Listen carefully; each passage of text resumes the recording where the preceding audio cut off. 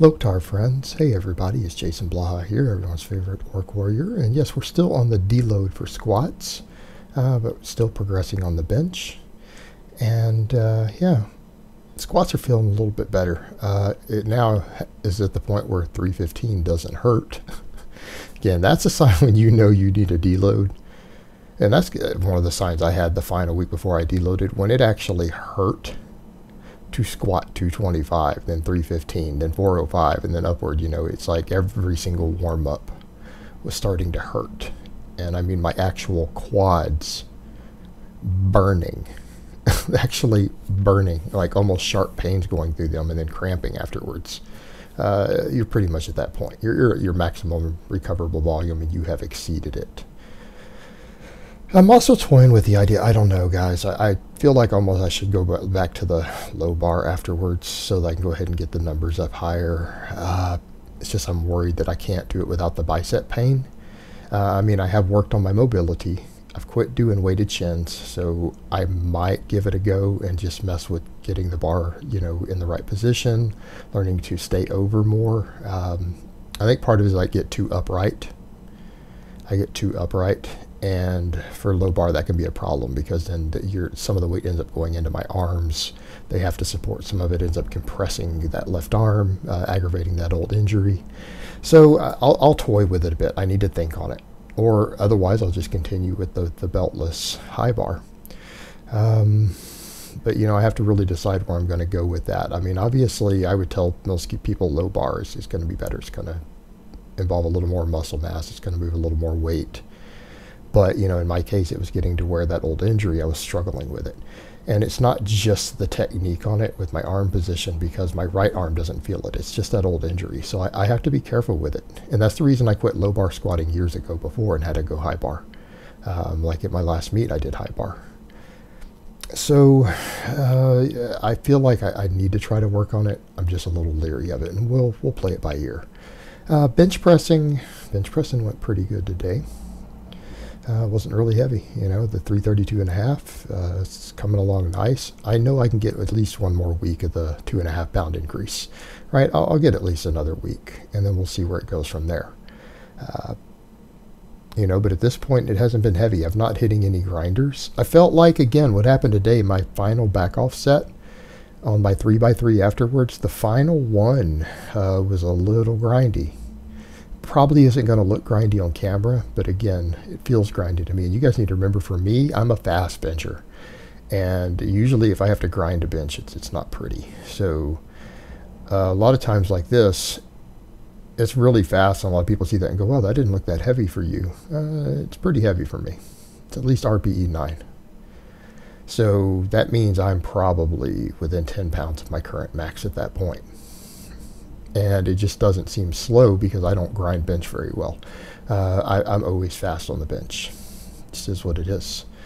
So it always looks pretty unless it's a grind. And if I have to grind, sometimes if I have to take 5 seconds to lock it, a lot of times I miss it. But yeah, the first back off set actually felt light. That's usually the opposite. Usually the first one feels heavy, the second one's light, and then if I get fatigued, the final rep of the third one feels heavy. This first one felt light. It was like, oh man, that was easy. Definitely feeling it in my chest though. Them teddies, man, that teddy power.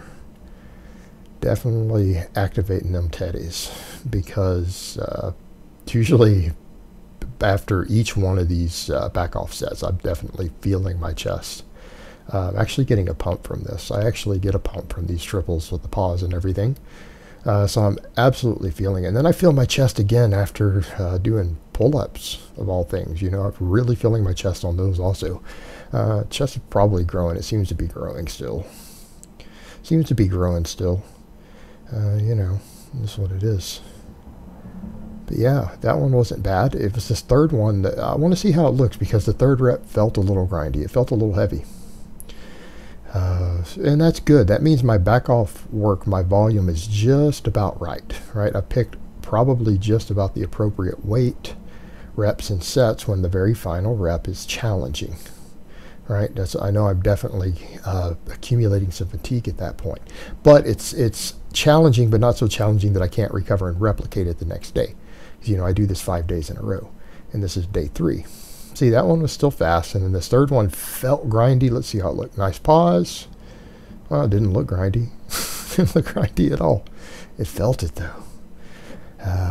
Today, again, kept lighter. I'm just going to stay light on the deadlift and keep working that hook grip, because with doing the high-frequency deadlifting, I feel like that helped push me over the edge on the overreaching with the squats. I need to just keep it in check, work technique, work on my hook grip, and just keep moving forward with the deadlift. And again, that's kind of the secret to doing deadlifts on this style of training with the high frequency, is that you've got to not go too hard. I can't be doing this stuff where I'm like, oh, I feel like pulling 575 today, you know. 6th day of the week training in a row. Let me pull 575. It'll be fine because I have tomorrow off. You know, it's stuff like that. You can't let your ego get the best of you on this style of training. You can go all out on your squat and bench. Your deadlift, it's not going to work. It's not going to fly. If you're going to pull every day, you've got to keep the weight moderate. And that's fine, because moderate deadlifting will build technique. It'll still build muscle. And you use the squat as the main builder. This just reinforces what you build off the squat. All right, that's all it does, because the squat will carry over tremendously. And my squats and my pull-ups alone will improve my deadlift. So it's just getting enough technique to get it done. But I also like, with me going every day and going lighter, I'm able to hook grip 6 days a week, and I'm able to hook grip a couple of reps, different reps. That's really helping me get my thumb position tremendously well. It's helping a lot with finding my ideal thumb position. Because before, I was only pulling 1 heavy rep. It's all I could get away with 3 times a week on the hook grip. And I'm having to try to remember, where's the best spot for my thumbs? How do I set this hook in right? Now it's getting easier, because I'm getting more practice. I'm getting more practice, and I'm finding that sweet spot on my thumb to where it doesn't hurt, and I can just hold it at the top, right? Like I did there. If I keep doing that every day, day in and day out, that hook grip's going to get strong, and then I'm going to be able to actually pull some real weight with it. You know, so far the best I've pulled is 515 with a hook, but that's not anywhere near my deadlift max. I'm good for 600 probably right now. So that, you know, that's not good. That's not good at all. And then we got the chins, not the chins, I'm sorry, pull-ups. And we got them pull-ups. You know, I was looking back through some stuff, and I was kind of surprised. I went to look at Brett Contreras' EMG data, because I'm like, why am I feeling these pull-ups in my biceps so much? I know that chin-ups hit the biceps better than curls. There's good data on that, at least if we go off EMG. And I don't want people to think that EMG is the be-all, end-all, because it absolutely isn't. It isn't. You can loosely interpret EMG. EMG data can put you in the ballpark. I would never say, oh, well, this got a 150 activation and this got a 170, so the 170 is obviously better. EMG doesn't measure close enough for you to say that definitively. All right? You can't say that definitively. It's ballpark. It can easily be off 20% in terms of real world. And activation doesn't always equal growth. I know that doesn't sound right, but that's a lot of experts have noted that. But I was surprised that on his EMG data, the pronated grip pull-up beat concentration curls, it beat preacher curls, all sorts of stuff. It actually beat it on the EMG activation for the biceps. And we know that chin-ups do. It's just the only problem you run into with chin-ups is that your biceps can sometimes have a better maximum recoverable volume than your lats can. And in that case, you guys see where I'm going with that. People could argue that doing more bicep curls behind a chin-up might, in some cases, give you more bicep growth, right? It might. And since, you know, you have an insurance policy, is all that basically is. And as long as the biceps are recovering and it's not affecting your chin-ups and pull-ups and stuff, it's you know, you can get away with it. Whether it helps or not is subject to debate. So that's the kind of the situation we get into with doing curls. But I feel like at this point, that EMG data really demonstrated when I looked at it. It's like, oh wow, it's hitting it better than concentration curls. I'm absolutely feeling these pull-ups in my biceps tremendously. These shoulder width grip dead hang pull-ups are lighting my biceps up big time. To the point where it's like, I don't even feel like doing curls. I'm not even doing curls anymore. I'm just doing these pull-ups every day. And I feel like my biceps are getting a pump from it.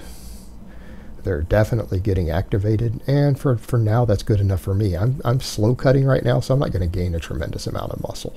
So I'm not worried about maximizing that. If I was bulking, I'd probably be doing curls right now, but I'm not.